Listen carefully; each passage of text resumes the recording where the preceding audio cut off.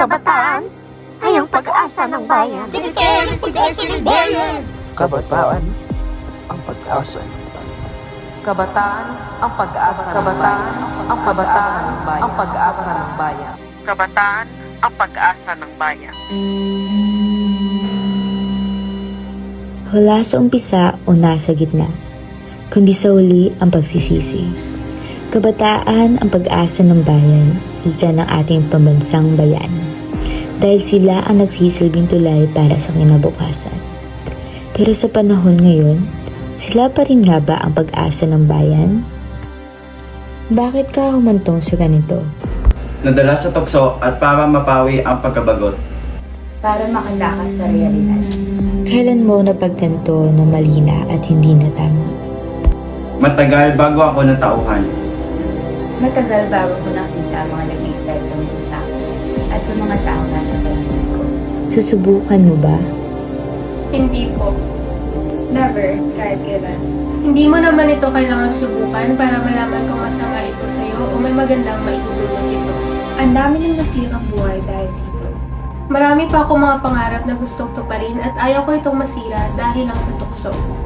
I grew up with people that were telling me drugs are bad. Madali ang tumanggi pag alam mong masama ito.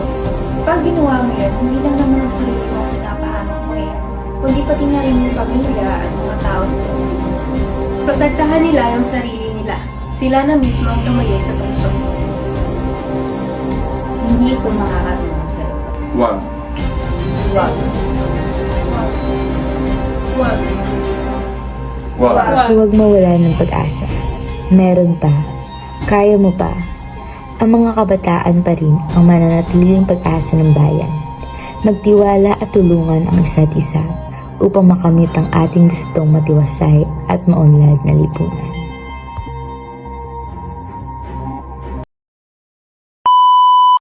Ready na ba kayo?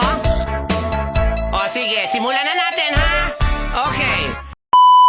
5, 4, 5, 4. At para mapawi.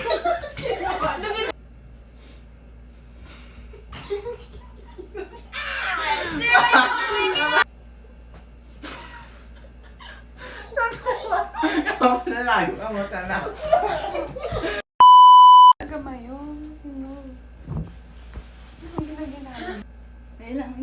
Hindi maginulag. 5, 4. Atakas sa realidad.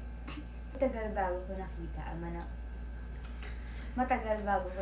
ang mga naging epekto. Liwanag ba na? Naman ba kung sorry. Huwag. Ito kalain. Di ba